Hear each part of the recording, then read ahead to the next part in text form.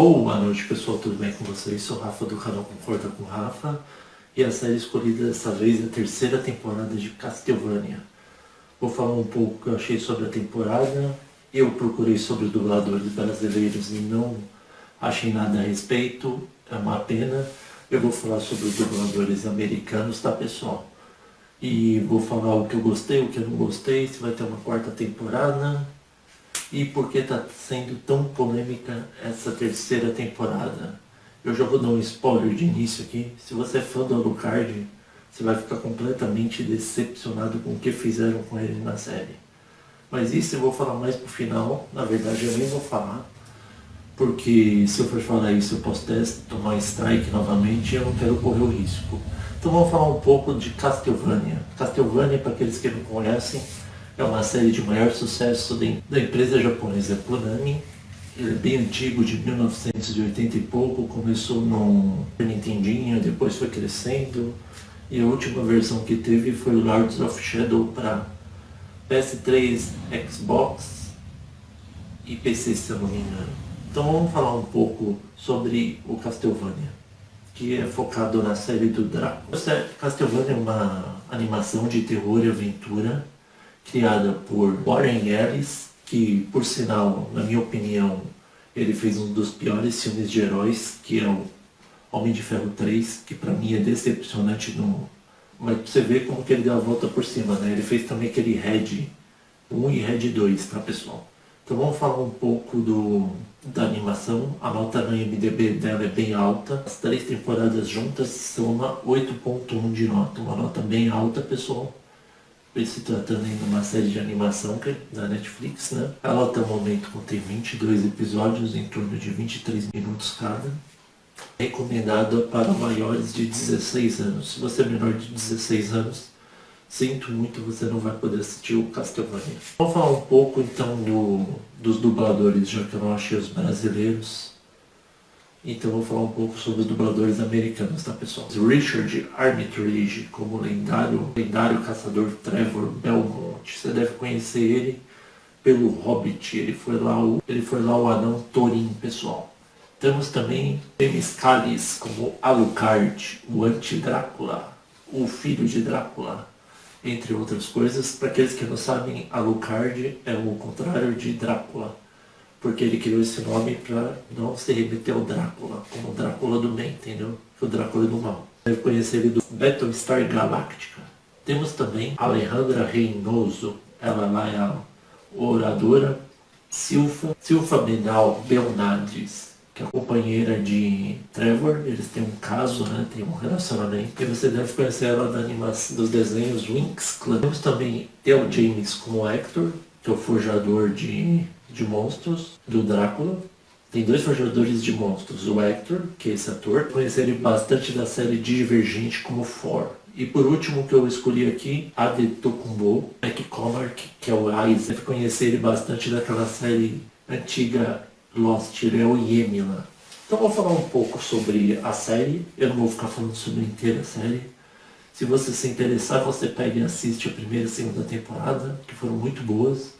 A terceira, eu já vou falando que deixou a desejar um pouco, mas depois ela conseguiu se reerguer e ser boa, tirando uma coisa que fizeram com a Alucard, que todos os fãs de Alucard estão revoltados com o Warren Ellis e com a Netflix e com a Konami, que permitiu fazer isso com o anti-herói mais amado dos fãs de Castlevania. Antes de eu começar o vídeo falando sobre a terceira temporada de Castlevania, se você gostou, dá aquele joinha para fortalecer o canal. Não se esqueça de se inscrever no @concorda com Rafa no Instagram, no Facebook e no YouTube, tá pessoal? Bom, a terceira temporada de Castlevania se inicia após 2 meses da batalha entre o Alucard, o Trevor, a Sypha e contra o Drácula, onde que o Drácula, por ser pai do Adrian Tepes, que é o Alucard, decidiu deixar ele matá-lo para que ele pudesse ficar com a mulher dele, Lisa, no inferno. Esse era o objetivo dele, que ele cansou de sofrer no mundo dos humanos e como ele era imortal, ele pediu pro Alucard acabar com o serviço. Só que passado 2 meses, o Alucard está completamente louco, ele está solitário no castelo, ele fica caçando, fica comendo peixe como se ele precisasse, né, pessoal? Ele é um vampiro que fica se alimentando de coisas light. E aí ele faz uns bonequinhos e um deles é a Sylph e o outro é o Trevor. E aí ele fica falando com eles e acha que ele tá louco, que não sei o que. E aí a animação corta para outra pessoa importante, que é o Trevor e a Sylph, e eles estão caçando os demônios remanescentes do Drácula, forjado pelo Hector e o Isaac. E aí eles matam um monte de demônio, amarram um lobisomem atrás da carroça e saem arrastando. Quando eles chegam numa vila chamada Lindenfeld, e aí eles decidem tentar uma vida lá, já que o juiz, depois que ele revela a identidade deles, onde ela era uma oradora, e o Trevor tem o clã da família dele, né, de caçador, ele decide contratá-los para eles investigarem o que aconteceu no priorado, porque os monges ficaram completamente loucos e viraram tipo adoradores de Satanás de vez de Deus. E aí eles são contratados os dois através de um homem chamado Juiz da cidade, que você acha que ele é bonzinho e no final também ele tem uma revelação incrível. E aí a história também corta para outro lado, mostrando quem? Pessoal, mostrando o Hector, o que aconteceu com ele, quando que a Carmila fez ele de escravo e bateu nele, aprisionou ele, arrastou até Estíria por mais de 1.300 quilômetros, onde ela bateu nele até no poder, deixou ele pelado e jogou ele na cela lá. E aí joga água gelada nele. E aí qual é o plano dela, pessoal? Junto com as 3 irmãs, que são novos personagens que apareceram na animação, que são ela, a Lenore, que é uma bela vampira, é uma diplomata, ela funciona como diplomata em Estíria, e ela é mais, assim, angelical, você parece olhando, mas ela tem uma força bruta enorme, tanto que ela humilha o Hector quando tenta fazer ela de refém. Triga, estrategista do grupo das 4 vampiras, ela é mais fortuna, e ela também não mostrou os poderes dela. E por último tem a Morana, que é tipo financeira, ela cuida das dívidas, ela consegue o dinheiro, e elas ficaram divididas nisso, pessoal. O império dela são essas 4 vampiras, que elas têm o objetivo de dominar o mundo, só que elas não são tão poderosas quanto elas acham. Então elas precisam, o que, pessoal? Precisam pegar o Hector, fazer e convencer ele que ele tem que forjar monstro para elas tentarem dominar o mundo, pessoal. Porque se ela não conseguiu nem derrotar o Drácula, imagine derrotar o resto, né? E aí depois corta pro Isaac, mostra ele forjando mais criaturas, ele tentando crer na raça humana e não consegue porque sempre querem matá-lo, independente dos monstros que ele controla. E aí tem uma crítica enorme do autor que eu achei genial, onde um dos monstros começa a conversar com Isaac numa fogueira e ele revela que ele era um filósofo grego que foi traído e mesmo assim ele acabou indo para o inferno e depois voltou. E eu tentei descobrir na internet quem é esse filósofo, mas tem tantos, eu acho que pode ser Sócrates, não sei dizer. Eu andei pesquisando, tem muitos filósofos, e aí fez uma enorme crítica, né, pessoal? E aí corta de novo a Sylph e o Trevor, onde mostra eles investigando o priorado quando eles se deparam com um velho charlatão, todo estiloso usando boina, chamado Conde Saint-Germain. Eu pesquisei na internet, ele existe mesmo no jogo. Ele é uma pessoa completamente misteriosa, onde ele tem um interesse de fazer parte do priorado, para ele se infiltrar lá e conseguir entrar no tal do corredor infinito. E nesse corredor infinito ele tem uma pessoa que ele quer resgatar e ele não consegue. Ele tem até pesadelos com ela e não consegue. Eu pensei de início que podia ser o Drácula disfarçado, mas no final mostra o Drácula abraçado com a Lisa no inferno, então não sei dizer. Eu pesquisei, não tem muita coisa a respeito sobre isso. E aí, quando o Alucard está naquela vida pacata e boemia dele, ele se depara com 2 pessoas, 2 irmãos, que são guerreiros do Japão, que pode ser considerados samurais ou lutadores, que são Sumi e Ataka. Pessoal, o Sumi e Ataka tem um papel fundamental, e aí que está a indignação dos fãs a respeito do Alucard. Por quê? O Alucard, como que ele está na vida boemia e pacata dele, ele decide acolher esses 2 e ensinar ele todos os segredos de como derrotar os vampiros. E aí ele vai gostando deles até, e vai ensinando para eles, leva eles para a biblioteca da família Belmonte, do clã. E aí ele mostra lá os segredos para eles, deixa eles lendo, e eles ficam revoltados achando que não revelou segredo coisa nenhuma e enrolou.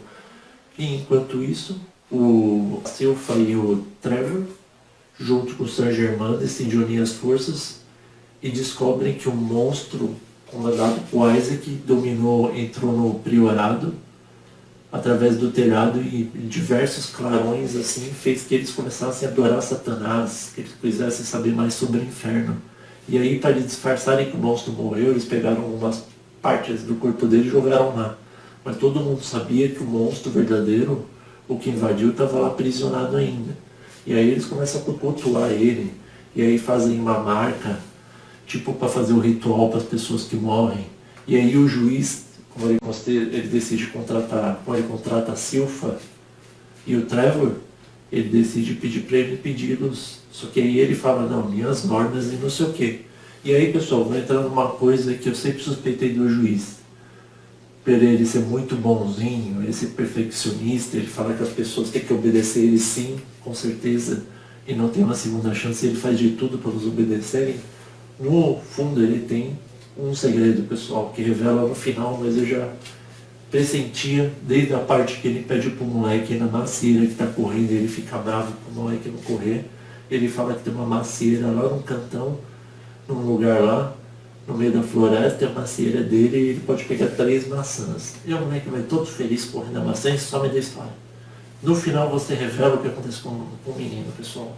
O que acontece na realidade é o seguinte: depois que o Trevor e a Silpha, juntos com o Saint-Germain, que estão cada vez mais poderosos os dois juntos, e formam um belo casal, e são bem engraçados, um é louco e o outro é completamente extrovertido e está cada vez mais poderoso.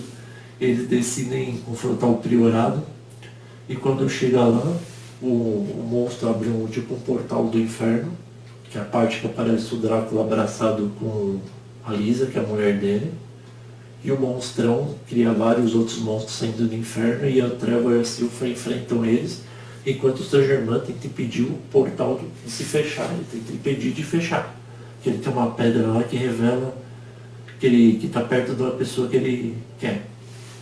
E aí o juiz lá do lado de fora, o prior Sala, que é o líder dos monges, que virou adorador do demônio, que tem uma barba gigantesca, parece um viking, ele esfaqueia o juiz, e o juiz fala para ele também de novo na macieira, pessoal. E aí que você descobre o segredo dele. Ele dá o punhal pro prior Sala e fala lá para ele na macieira que ele vai fugir. Mas na realidade a macieira era uma armadilha fatal. Ela tinha um fosso, pessoal. Quando a pessoa ia perto da macieira, caía e ficava empalado. E aí o juiz, quando o Trevor e a Silpha derrota um monstrão lá que tinha vários olhos e possuiu os monges, o que acontece, pessoal? O Saint-Germain entra dentro do portal e some, falando que ele vai conseguir fechar por dentro, ele some da história. Você não sabe, eu fui atrás, ele é tipo um viajante do tempo. E o Trevor e a Silpha, quando saem, vê o juiz lá, e o juiz fala a primeira coisa para ele, porque várias casas em torno começam a pegar fogo, que era tipo a oferenda pro demônio, porque os demônios se alimentam de almas, né, pessoal? E aí antes de abrir o portal, ele usa todas as almas humanas. E aí o juiz pede para colocar fogo. E aí a Silpha acha estranha. Mas eu não vou pôr fogo não, vamos entrar dentro e ver. Eles entram sempre dentro do lugar dele, eles veem que ele era muito certinho, não sei o quê. Como uma pessoa que comanda uma cidade é tão certinha assim, né, pessoal? E aí descobrem um pires uma chave. Abre a porta com a chave, que adivinha, pessoal? Ele tinha tipo um hall com vários sapatinhos de todas as pessoas que ele matou. Então, era dessa forma que ele usava ele controlava o povo da cidade dessa forma, matando um por um na macieira. E ele ficava com os sapatinhos como uma recordação. Ele era um psicopata disfarçado, por isso que ele era tão perfeitinho também. E aí a Silpha fica revoltada e põe fogo na casa dele. E aí ela lembra da cena do menino correndo e vê o sapatinho dele. E eles decidem, depois de derrotar tudo, fugir. Enquanto isso acontece a coisa mais bizarra com o Alucard, pessoal. Onde que eu quero chegar por completo e onde que os fãs ficaram revoltados.